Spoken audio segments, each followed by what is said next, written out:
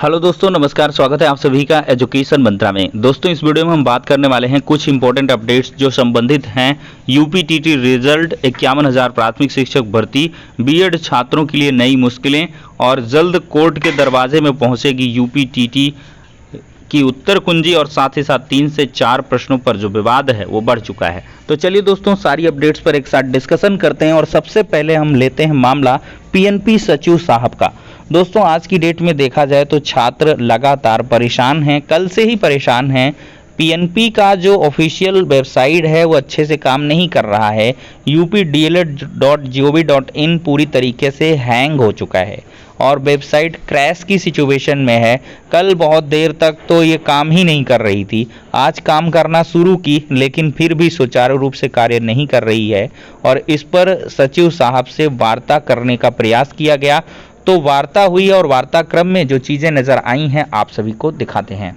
तो दोस्तों, पीएनपी सचिव से अभी हुई फ़ोन पर वार्ता के अनुसार यूपी टेट का रिजल्ट लगभग 90,000 से ज़्यादा लोगों ने देख लिया है।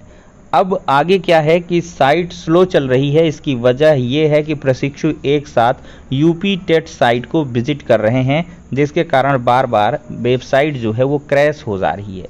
यूपी टेट रिजल्ट को लेकर आप सभी यहाँ पर देखा जाए दोस्तों तो परेशान ना हो, कल से साइट बिल्कुल ठीक चलने लगेगी, ऐसा पीएनपी सचिव साहब ने वार्ता क्रम में बताया है। फोनिक वार्ता हुई है, उसमें उन्होंने यही बताया है कि रिजल्ट को लेकर परेशान ना हो भाई, धीरे धीरे वेबसाइट को चलने दें, ठीक है।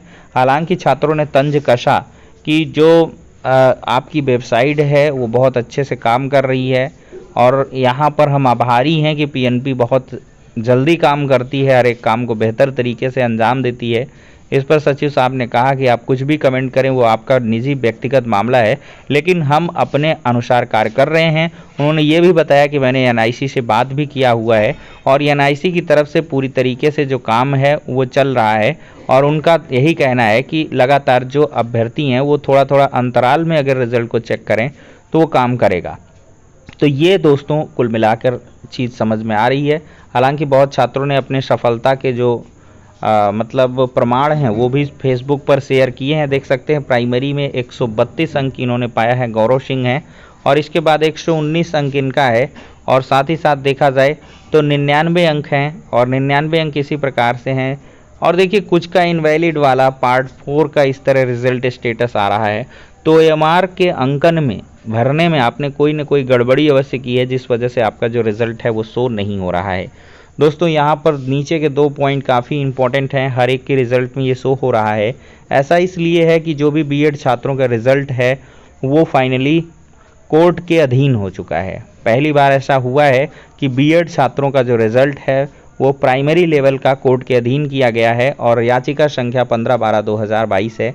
और इस याचिका की अगर हम गूढ़ तथ्य की बात करें तो इस याचिका के माध्यम से उत्तर प्रदेश के अंदर प्राथमिक शिक्षक भर्ती से बीएड छात्रों को बाहर करने की योजना बनाई गई है और उसी क्रम में देखा जाए तो कोर्ट से रिक्वेस्ट की गई थी कि इनके रिजल्ट को रोक दिया जाए या निरस्त कर दिया जाए, चूँकि अगर इनका रिजल्ट आ जाता है तो हमारी याचिका पर प्रतिकूल प्रभाव पड़ेगा। चूंकि हमारी याचिका है कि बीएड छात्रों को प्राथमिक से बाहर कर लिया जाए और जो भी रिजल्ट है उसमें जो है इनको निरस्त कर दिया जाए और बीएड छात्रों को प्राथमिक के लिए एलिजिबल ना किया जाए। तो इस पर कोर्ट ने यही आदेश दिए हैं कि अगली सुनवाई जो है हम 18 अप्रैल को रखते हैं और देखते हैं क्या कुछ होगा।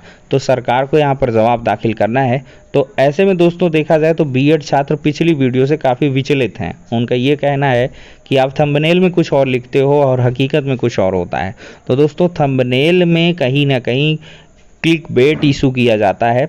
तमाम चाहे जो भी यूट्यूब चैनल आप देखोगे, अगर ऑडियंस को अट्रैक्ट करना है तो ऐसी चीज़ें करनी होंगी और जो नए सब्सक्राइबर्स हैं उनके लिए ऐसा किया जाता है। अन्यथा जो हमारे पुराने और रेगुलर सब्सक्राइबर्स हैं वो जानते हैं कि हमारे द्वारा कभी भी किसी प्रकार का कोई भी गुमराह करने का तथ्य नहीं दिया जाता है और हमेशा आपको रियल और ऑथेंटिक अपडेट्स ही प्रोवाइड की जाती हैं।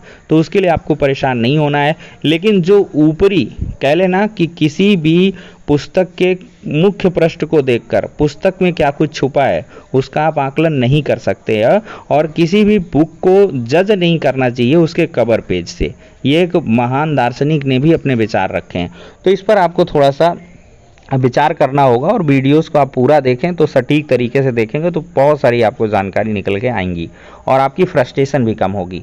तो दोस्तों यहाँ पर अब देख सकते हैं कि 51,000 प्राथमिक शिक्षक भर्ती के लिए बीएड छात्रों की जो मुश्किलें हैं वो बढ़ चुकी हैं। वो पहला जो पड़ाव है टेट का जो रिजल्ट है कोर्ट के अधीन है, 18 अप्रैल को सुनवाई है, उस पर विजय हासिल करें, फिर इसके बाद सुप्रीम कोर्ट में जो सुनवाई है उसमें अपना पक्ष रखें। हालांकि जो राज्य सरकार है, केंद्र सरकार है, एनसीटीई है, सब बीएड के पक्ष में है, लेकिन कहीं ना कहीं जो बीएड का पलड़ा है वो थोड़ा सा कमज़ोर हो रहा है, क्योंकि राजस्थान हाईकोर्ट का जो सिंगल बेंच और डिवीज़न बेंच का आदेश है वो बीएड छात्रों के प्रतिकूल है और एनसीटीई की जो फ्रेम की हुई गाइडलाइंस हैं एमएचआरडी के अनुशंसा पर उनको भी निरस्त किया जा चुका है और वो भी अपेक्स कोर्ट के निचली कोर्ट का आदेश है। तो थोड़ा सा अपेक्स कोर्ट को तो इसमें सोच विचार करना ही होगा।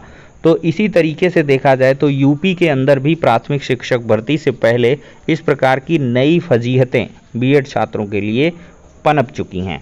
अब दोस्तों देखा जाए तो जल्द ही यूपीटीटी का जो रिजल्ट है वो कोर्ट में पहुंचेगा। कारण है 3 से 4 प्रश्नों पर जो विवाद है वो गहरा गया है।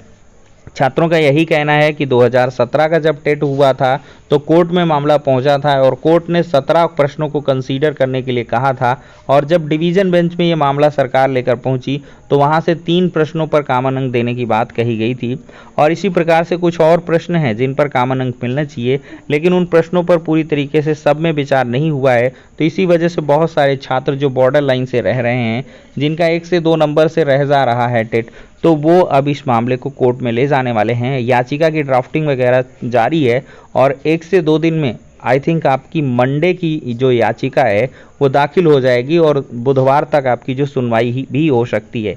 तो जो जैसी अपडेट्स निकल कर आएंगी यूपीटीटी रिजल्ट की और साथ ही साथ उत्तर कुंजी मामले की, वो सभी आप सभी के साथ हम साझा करते रहेंगे। और इसी बीच एक छोटी सी अपडेट आपको दिखाते हैं। दोस्तों रजत सिंह डीएलएड प्रदेश अध्यक्ष हैं, इनकी तरफ से आज ब्रजेश पाठक जी से मुलाकात की गई और साथ ही साथ उनकी धर्मपत्नी से भी मुलाकात हुई है। और मुलाकात के क्रम में देखा जाए तो इन्होंने यही बताया है कि 51,000 प्राथमिक शिक्षक भर्ती सहित यहाँ पर जो पिछले पड़े पद हैं 22,000 और 15 से 20,000 रिटायरमेंट जोड़ के लगभग 97,000 पदों पर नई प्राथमिक शिक्षक भर्ती के लिए बात कही गई है, जिस पर ब्रजेश पाठक जिसने जो पॉजिटिव आश्वासन है दिया है और साथ ही साथ इनके द्वारा कहा गया है कि नेक्स्ट जो बैठक होगी उसमें प्राथमिक शिक्षक भर्ती का मुद्दा उठाया जाएगा और साथ ही साथ योगी आदित्यनाथ जी को इस मामले के बारे में संज्ञानित करवाया जाएगा। तो ये जो चीज़ें हैं दोस्तों निकल के आ रही हैं। दोस्तों ये सब काम तो आप खुद करते रहें, लेकिन एक ज़रूरी काम है आरटीआई के माध्यम से 2005 धारा 6(1) के अंतर्गत ये सूचना आप अवश्य मांगें। इसमें बहुत सारे पॉइंट्स हैं और साथ ही साथ यहाँ पर 2 प्रकार के जो आरटीआई हैं उनको डालें और इसके आधार पर सब लोग डेटा को कलेक्ट करें। कहीं ना कहीं इससे पता चलेगा कि कितने प्राथमिक शिक्षा विभाग में रिक्त पद हैं और उसके आधार पर आप फिर ज़्यादा प्रभावशाली ढंग से प्राथमिक शिक्षक भर्ती की मांग कर सकते हैं। तो फिलहाल के लिए दोस्तों इस वीडियो में इतना ही, नेक्स्ट में मिलते हैं।